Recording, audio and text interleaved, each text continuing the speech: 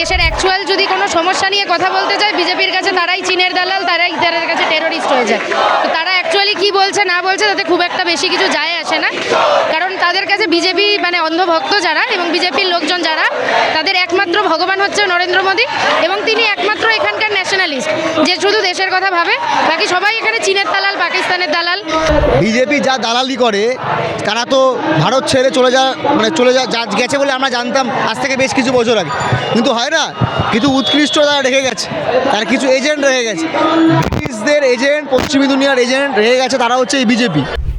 প্রথম কথা হচ্ছে, দিল্লিতে যেরকমভাবে ছাত্রছাত্রীরা এবং যুব জনতা তারা রাস্তায় নামলেন নরেন্দ্র মোদী সরকারের বিরুদ্ধে, ধর্মেন্দ্র প্রধানের পদত্যাগের দাবিতে, এবং তাদের সেই গণতান্ত্রিক আন্দোলনকে দমন করতে কেন্দ্রীয় সরকার যতখানি অ্যাগ্রেসিভ আচরণ করলো, লাঠিচার্জ করলো, মেট্রোর দরজা বন্ধ করে দিল যাতে সেখান থেকে বেরিয়ে প্রতিবাদীরা যন্তর মন্তরে আসতে না পারেন, এই সব কিছু প্রমাণ করছে যে এই সরকার, নরেন্দ্র মোদীর সরকার, এই যুব জনতার উত্থানকে ভয় পাচ্ছে, তারা আতঙ্কিত, তারা দেশদ্রোহী বলছে এই প্রতিবাদীদেরকে, কিন্তু এই প্রতিবাদীরা জাতীয় পতাকা হাতে আন্দোলন করছেন, তারা জাতীয় পতাকাকে রিক্লেম করছেন, সংবিধান এবং জাতীয় পতাকা হাতে তারা প্রতিবাদ করছেন। এবং আপনারা খেয়াল করবেন যে একটি গদি মিডিয়া অভিজিৎ দীপকে বলছে কেন ইনকিলাব জিন্দাবাদ স্লোগান দেওয়া হয়েছে। ইনকিলাব জিন্দাবাদ হচ্ছে ভগৎ সিংয়ের দেওয়া স্লোগান, এটা প্রমাণ করে এই গদি মিডিয়াই আসলে দেশদ্রোহী। ভগৎ সিংয়ের দেওয়া স্লোগান যাদের কাছে প্রবলেমেটিক মনে হয়, এই বিদ্রোহ, এই বিক্ষোভ আরও বাড়বে, দিল্লিতেও বাড়বে, এবং তার পাশাপাশি পশ্চিমবঙ্গে, কলকাতাতেও এই বিক্ষোভের আঁচ এসে পড়বে। কারণ সোনাম ওয়াংচুক অনশনরত অবস্থায় ছিল, তাকে ইল্লিগালি সেখান থেকে ডিটেন করে দেওয়া হয়, তাকে জোর করে একরকম তুলে নিয়ে চলে যাওয়া হয়। আমরা ব্রিটিশ সরকারের সময় যেমন দেখেছি যে ভগৎ সিংকে জোর করে মানে কি বলে ওই মানে জোর করে যেরকম ফিট করানো হয়েছিল, সেরকম সোনাম ওয়াংচুককেও ঠিক একইভাবে উঠিয়ে নিয়ে যাওয়া হয়। কিভাবে না, সাদা কাপড় দিয়ে মুড়িয়ে তাকে টেনে হিঁচড়ে সেখান থেকে বার করে দেওয়া হয়। সকালবেলা প্রথমত তাদেরকে মার্চ করতে দেওয়া হয়নি, যখন মার্চ করতে শুরু করেছে তাদেরকে কাঁদানে গ্যাস ছোড়া হয়েছে, তাদের গায়ে জল কামান ছোড়া হয়েছে, এবং তারপরে বেধড়কভাবে স্টুডেন্টদেরকে মারা হয়েছে। তো তাদের একমাত্র দোষ কি, যে তারা ধর্মেন্দ্র প্রধানের পদত্যাগ চেয়েছে। তো ধর্মেন্দ্র প্রধানের পদত্যাগ চাইবে না তো কার পদত্যাগ চাইবে? যেই সরকার বারে বারে ফেল করছে একটা প্রপার মানে এডুকেশন সিস্টেমকে রক্ষা করতে, তাহলে সেই সরকারের তো কোনো দরকার নেই। সেই এডুকেশন সিস্টেম যারা রক্ষাই করতে পারে না, তাহলে সেই মন্ত্রী ওপরে বসে থেকে কী করবে? নরেন্দ্র মোদীকে কিছুই বলতে চাই না। নরেন্দ্র মোদী যে নিজের ডিগ্রিটা, সেই ডিগ্রিটা নিয়েও সন্দেহ আছে। তো সেক্ষেত্রে নরেন্দ্র মোদীকে কিছু বলার কিছু নেই, উনি তো পালিয়ে গেছেন, পালিয়ে বেঁচেছেন। তো পালান, ভালো লাগছে, ভয় পেয়েছেন আপনি, এই যে ভয়টা তৈরি হচ্ছে সেটা দেখে খুব ভালো লাগছে। সোনাম ওয়াংচুক যে আজকে চাইলে এই না খেয়ে অনশন না করে সে এসি চালিয়ে বাড়িতে শুয়ে থাকতে পারতো, সে কেন করলো? সে কি ভোটে দাঁড়াবে? সে কি মুখ্যমন্ত্রী হবে, প্রধানমন্ত্রী হবে, এমপি হবে, এমএলএ হবে? না, সে তার মানবতার জায়গা থেকে এত লেখাপড়া জানা সত্ত্বেও, শিক্ষিত হওয়া সত্ত্বেও নিজেকে সমস্ত জীবনটাকে সে সমাজের জন্য নিয়োজিত করলো, যে সমাজে যাতে কোনো ধরনের অন্যায়ের বিরুদ্ধে আমি দাঁড়াবো তার জন্য সে নিয়োজিত করলো, তাই সে অনশন করছিল। ধর্মেন্দ্র প্রধান এটাই বলেছে যে এরা নাকি ছোট ছোট জঙ্গি দল, ঠিক আছে? মানে যারা হাতে গোলাপ নিয়ে প্রতিবাদ করছে তারা জঙ্গি দল।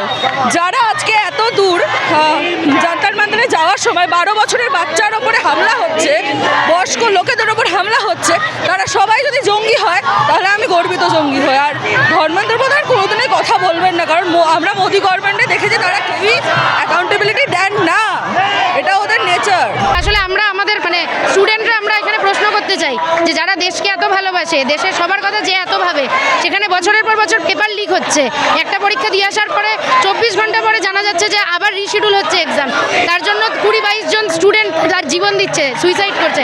সেই বিষয়ে নরেন্দ্র মোদী তাহলে কোনো চিন্তা নেই কেন? আর বিজেপি সেটা শিখবো নাকি? কে দেশপ্রেমিক, কে দেশদ্রোহী? যারা ব্রিটিশদের দালালি করে, যাদের জন্ম, যারা জন্মেছে ব্রিটিশদের গর্বে, যারা বেঁচে আছে ব্রিটিশদের দয়ায়, যারা লালিত পালিত হচ্ছে আমেরিকান সাম্রাজ্যবাদের পয়সায় বা ভালোবাসায় বা অনুপ্রেরণায়, তারা এখন শেখাবে কে দেশপ্রেমী আর কে দেশদ্রোহী? স্টুডেন্টদেরকে বেধড়ক মানে মারা হয়। আজকে যখন সংসদের দিকে সবাই মার্চ করে, পার্লামেন্ট মার্চ যখন করে, তখন দেখা যায় যে মানে দিল্লি পুলিশ এমনভাবে স্টুডেন্টদেরকে সেখানে মারে এবং এমনভাবে স্টুডেন্টদের উপরে অত্যাচার করে, সেটা দেখার মতন নয়। আমরা ইনস্টাগ্রাম বা ফেসবুক খুললেই এখন দেখতে পাবো। এবং যারা চীনের দালাল বলছে, এদের তো চীনের সঙ্গে সব থেকে ভালো সম্পর্ক। চীনের থেকে যখন রাষ্ট্রদূত আসে, চীন থেকে যখন টিম আসে, ডেলিগেশন আসে, সবার আগে তারা বিজেপির সঙ্গে কানেকশন করতে চলে যায়। আবার আমি তো শুনেছি যে বিজেপির নেতাদের সঙ্গে নাকি চীনের খুব মাখামাখো সম্পর্ক, তারা চীনে শিখতে গেছিল কী করে রাজনৈতিকভাবে আরও বেশি দিন ক্ষমতা থাকা যায়, হ্যান ত্যান এইসব কিছু। আসলে সোনাম ওয়াংচুকের নখের যোগ্য নয় যারা এই কথাগুলো বলছে।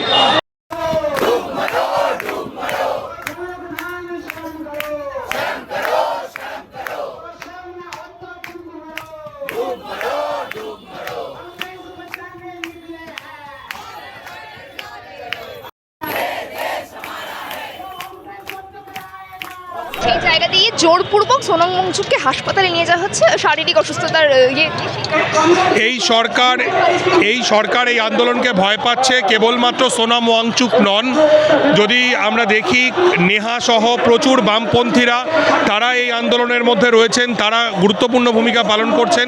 সরকার সার্বিকভাবে এই আন্দোলনকে ভয় পাচ্ছে, গণতান্ত্রিক পরিসরকে ধ্বংস করতে চাইছে, কিন্তু সরকার যত অ্যাগ্রেসিভ হচ্ছে আন্দোলন তত তীব্র হচ্ছে। অ্যাকচুয়াল যদি কোনো সমস্যা নিয়ে কথা বলতে যায়, বিজেপির কাছে তারাই চীনের দালাল, তারাই তাদের কাছে টেরোরিস্ট হয়ে যায়। তো তারা অ্যাকচুয়ালি কী বলছে না বলছে তাতে খুব একটা বেশি কিছু যায় আসে না, কারণ তাদের কাছে বিজেপি মানে অন্ধভক্ত যারা এবং বিজেপির লোকজন যারা, তাদের একমাত্র ভগবান হচ্ছে নরেন্দ্র মোদী এবং তিনি একমাত্র এখানকার ন্যাশনালিস্ট যে শুধু দেশের কথা ভাবে। বাকি সবাই এখানে চীনের দালাল, পাকিস্তানের দালাল। কিন্তু আসলে আমরা আমাদের মানে স্টুডেন্টরা আমরা এখানে প্রশ্ন করতে চাই যে যারা দেশকে এত ভালোবাসে, দেশের সবার কথা যে এত ভাবে, সেখানে বছরের পর বছর পেপার লিক হচ্ছে, একটা পরীক্ষা দিয়ে আসার পরে 24 ঘন্টা পরে জানা যাচ্ছে যে আবার রিশিডিউল হচ্ছে এক্সাম, তার জন্য 20-22 জন স্টুডেন্ট তার জীবন দিচ্ছে, সুইসাইড করছে। সেই বিষয়ে নরেন্দ্র মোদী তাহলে কোনো চিন্তা নেই কেন? সোনাম ওয়াংচুক হাসপাতালে থাকাকালীন তিনি বলছেন যে এই যে সংসদ ভবন চলো অভিযান, সেটা যেন দ্বিতীয় স্বাধীনতা আন্দোলনের রূপ নেয়। অবশ্যই তাই, কারণ এই মুহূর্তে আমাদের দেশে দাঁড়িয়ে যদি দেশের ছাত্র যুবরা না জেগে ওঠে, তাহলে মনে হয় না আর কোনোদিন তারা জেগে উঠতে পারবে। কারণ সোনাম ওয়াংচুক অনশনরত অবস্থায় ছিল, তাকে ইল্লিগালি সেখান থেকে ডিটেন করে দেওয়া হয়, তাকে জোর করে একরকম তুলে নিয়ে চলে যাওয়া হয়। আমরা ব্রিটিশ সরকারের সময় যেমন দেখেছি যে ভগৎ সিংকে জোর করে মানে কি বলে ওই মানে জোর করে যেরকম ফিট করানো হয়েছিল, সেরকম সোনাম ওয়াংচুককেও ঠিক একইভাবে উঠিয়ে নিয়ে যাওয়া হয়। কিভাবে না, সাদা কাপড় দিয়ে মুড়িয়ে তাকে টেনে হিচড়ে সেখান থেকে বার করে দেওয়া হয়। কারণ কি, তাদের মনে হয়েছে যে 20 দিন পরে তারা সোনাম ওয়াংচুকের জীবন নিয়ে ভাবছে। জীবন নিয়ে যদি ভাবতোই সেটা ভদ্রভাবেও সেই কাজটা করা যায়, কিন্তু তারা সেটা করেনি। ধর্মেন্দ্র প্রধান কি করছেন? ধর্মেন্দ্র প্রধান এটাই বলেছে যে এরা নাকি ছোট ছোট জঙ্গি দল, ঠিক আছে? মানে যারা হাতে গোলাপ নিয়ে প্রতিবাদ করছে তারা জঙ্গি দল। যারা আজকে এত দূর জান্তার মান্তারে যাওয়ার সময় 12 বছরের বাচ্চার ওপরে হামলা হচ্ছে, বয়স্ক লোকেদের ওপর হামলা হচ্ছে, তারা সবাই যদি জঙ্গি হয় তাহলে আমি গর্বিত জঙ্গি হই। আর ধর্মেন্দ্র প্রধান কোনোদিনই কথা বলবেন না, কারণ আমরা মোদি গভর্নমেন্টে দেখেছি তারা কেউই অ্যাকাউন্টেবিলিটি দেন না, এটা ওদের নেচার। নরেন্দ্র মোদীকে কিছুই বলতে চাই না। নরেন্দ্র মোদী যে নিজের ডিগ্রিটা, সেই ডিগ্রিটা নিয়েও সন্দেহ আছে। তো সেক্ষেত্রে নরেন্দ্র মোদীকে কিছু বলার কিছু নেই, উনি তো পালিয়ে গেছেন, পালিয়ে বেঁচেছেন। তো পালান, ভালো লাগছে, ভয় পেয়েছেন আপনি, এই যে ভয়টা তৈরি হচ্ছে সেটা থেকে খুব ভালো লাগছে। সোনাম ওয়াংচুক কোনো রাজনীতি করেই নয়, আমরা রাজনীতি করি, কোনো সত্তা আছে, কোনো পলিটিক্যাল পার্টি, কোনো পলিটিক্যাল অর্গানাইজেশনের ব্যানার আছে পিছনে। সোনাম ওয়াংচুক যে আজকে চাইলে এই না খেয়ে অনশন না করে সে এসি চালিয়ে বাড়িতে শুয়ে থাকতে পারতো, সে কেন করলো? সে কি ভোটে দাঁড়াবে? সে কি মুখ্যমন্ত্রী হবে, প্রধানমন্ত্রী হবে, এমপি হবে, এমএলএ হবে? না, সে তার মানবতার জায়গা থেকে এত লেখাপড়া জানা সত্ত্বেও, শিক্ষিত হওয়া সত্ত্বেও নিজেকে সমস্ত জীবনটাকে সে সমাজের জন্য নিয়োজিত করলো।